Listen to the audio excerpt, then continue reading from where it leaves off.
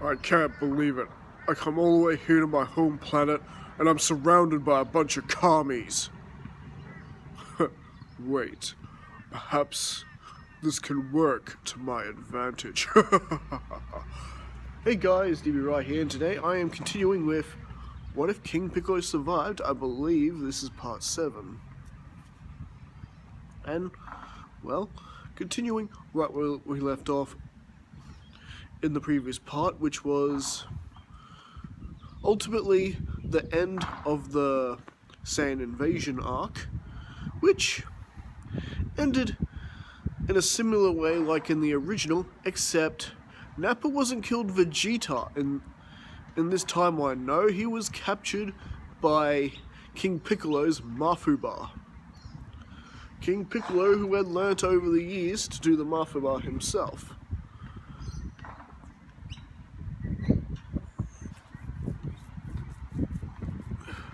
And while Goku and the other survivors were busy with fighting with Vegeta, King Piccolo and his elite guard, his free elite guard, took off with Gohan and began making new plans to basically go to Namek and use their Dragon Balls. After all, since these goody-good two-shoes always seem to foil his plans, and especially now the power gap between King Piccolo and Goku, which is now much like it is at this point in the original story, there's no way King Piccolo is going to be able to take on Goku now and conquer the Earth the way he wants to. So his best bet is to go to Namek and just hope and pray that they have a set of Dragon Balls too, since Nappa and Vegeta have more or less confirmed King Piccolo's identity and where he and Kami are really from. So, it has been 3 weeks to a month now, and King Piccolo is just arriving on planet Namek now. Now, how did he get there exactly? Well, thanks to some quick thinking using the Dragon Balls on Earth, while Goku and the others were still fighting Vegeta, because remember, at that point the Dragon Balls hadn't been used, he was able to restore pretty much most of his memories of his previous life back when he was the nameless Namekian with Kami, including memories of his childhood and being sent away off planet Namek. And, of course, memories of the spaceship that brought them there. And that is the very spaceship that King Piccolo used in order to transport him, a legion of his monsters, and Gohan off to planet Namek. Now, at this point, King Piccolo has left his minions to guard the ship, while pretty much he and Gohan take a bit of a look around. Now, is there any sign of Frieza and Vegeta yet? Actually no. And this is why, because meanwhile, with Vegeta, who's only just now finished recovering inside the healing capsule after his humiliating defeat on Earth at the hands of Goku and friends, they are, well,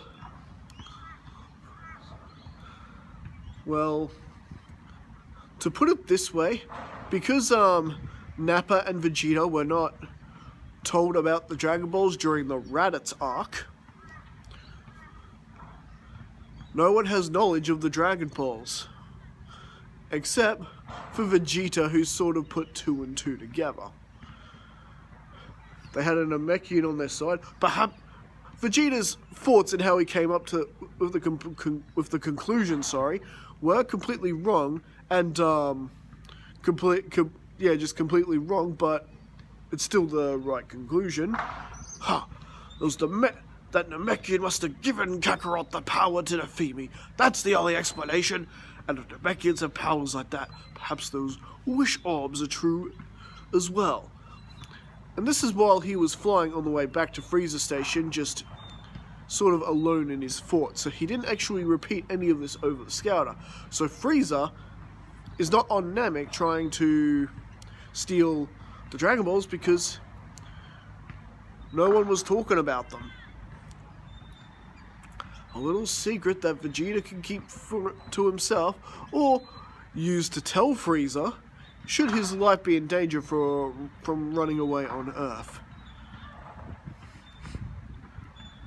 And well, luckily for Vegeta, Frieza is off somewhere else, inspecting another conquest that he's left the Frieza Force up to. So mostly the only thing that's pretty much stopping Vegeta from leaving is of course Kui. And of course we know how that goes because Vegeta just pretty much gives him the slip and decides he's gonna go off to Namek. Too bad, Frieza, if you had been around, I may have had to tell you about the Namekian wish orbs. And now, I will take them for myself and become immortal. The exact same thing King Piccolo is wanting to wish for. And of course, from the original story, same thing Frieza wanted to wish for. And well, meanwhile back on Namek, King Piccolo's power had seemed to rise a little bit. You know, having little training sessions with his Legion monsters on the ship. Of course, being careful, you know, not to blow the ship up. And sparring sessions with Gohan, and of course doing their image training. Their power levels have increased a little bit.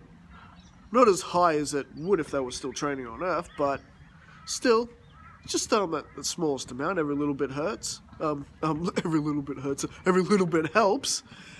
And of course, you know, just in case, you know, Namekians turned out to be hostile or not so willing to give King Piccolo what he wants.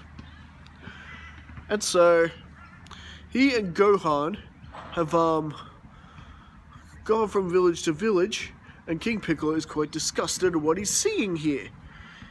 He didn't expect the Namekians to be all peace-loving Kamis like Kami. And King Piccolo begins to realize that he is the odd Namekian out. He's the only one that's evil. And of course we know how that happened. Yep, spending time on Earth and seeing wars will probably do that to someone until they have to split their evil self off and forge a warlord named King Piccolo. Anyways. So,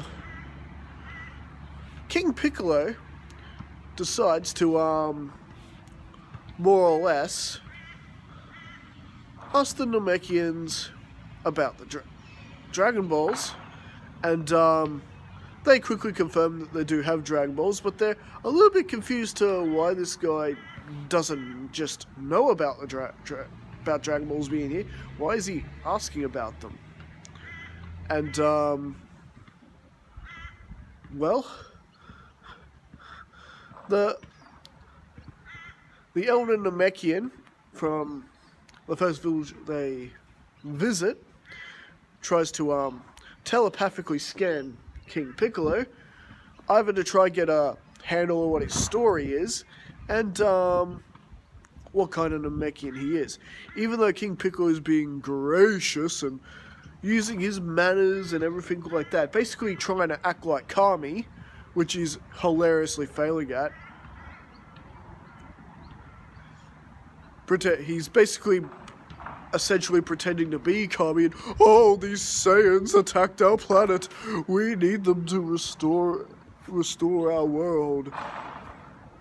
But the elder Namekian is not falling for this one little bit. And then he scans Gohan, who's with him, and gets a little glimpse of what King Piccolo had done to this child.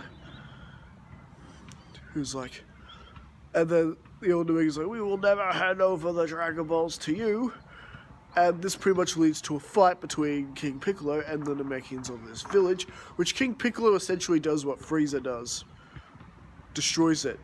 And Gohan is quite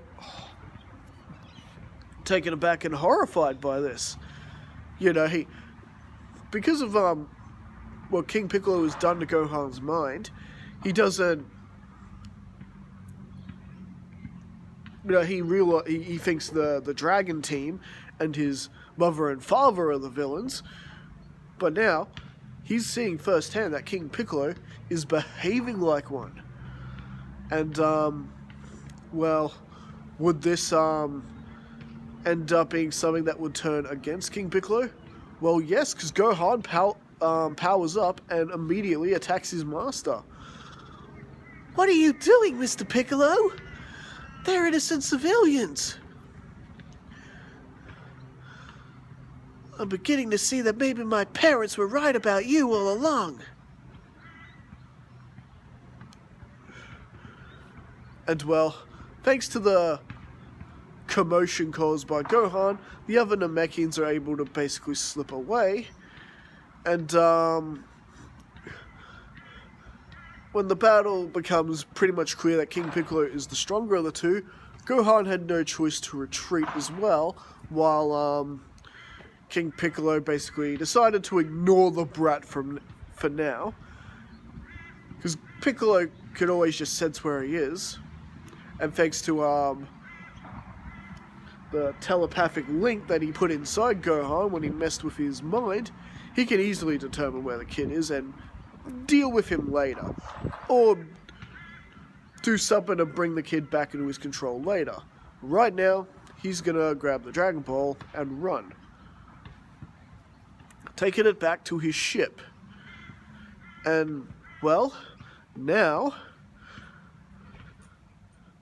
basically with that, King Piccolo is more focusing on looking for more Namekians that he can try con into giving their Dragon Ball. And of course, if they don't, he'll just obliterate them like he did the rest. And pretty much meanwhile, while that's going on back on Earth, finally, Bulma and Dr. Briefs have managed to build the ship, and the rest of the Dragon Team are getting on the ship and getting ready to go after Gohan. The party going with them, actually, yes, Chi-Chi will be joining us for this. Now, Chi-Chi, of course, hasn't done much martial arts since the Tenkaichi Budokai. However, she had been observing Gohan and Goku with their time training, so she has picked up a few techniques here and there. And with the time they'll have on this ship and using the grav chamber, they'll definitely be able to bring Chi-Chi back up to speed and maybe teach her a few energy attacks, how to fly, things like that. While Goku could also focus on his training, have some sparring partners, and essentially make himself stronger, not only to face King Piccolo, but Goku is expecting a rematch with Vegeta. Not on Planet Namek. He has no idea that he's on his way there too. He's just in preparation, you know, when they get back to Earth and have to deal with Vegeta returning, if he returns. And at least Krillin is sort of at ease about going to Namek once King Kai had revealed the fact that the Namekians are actually peaceful and that King Piccolo is the exception. Yep, this could be an easy trip, or will it? Because, meanwhile, back on Namek, as King Piccolo secures another Dragon Ball, after dealing with another Namekian village that would not cooperate, and actually having to kill a few of the Namekian warriors. It is foolish to stand up to my power. Well, this is where Vegeta comes to town, and has landed. Now, Has Kui followed and pursued him? Yes, he has. And he has reported to Lord Frieza, where Vegeta has gone as well. So it's very possible that Frieza is now on his way to Namek as well. Who will get there first? For now, I think that's where we're going to leave things. So, the race is on. Who will get there first? Will it be Frieza, or will it be Team Goku? Well, Frieza's got light speed travel, so I'm going to put a good solid betting that's going to be Frieza. And, well,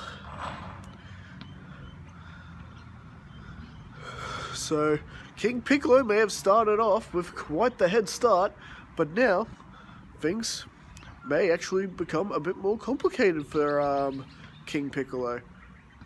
And, well, we'll find that out next time. So, as always, don't forget to like and subscribe to the channel, and of course, like and comment on this video. Share it with your friends who are also into Dragon Ball What Ifs. And yeah, we'll keep going from there, and I'll be back tomorrow with part 8. Alright, catch you later.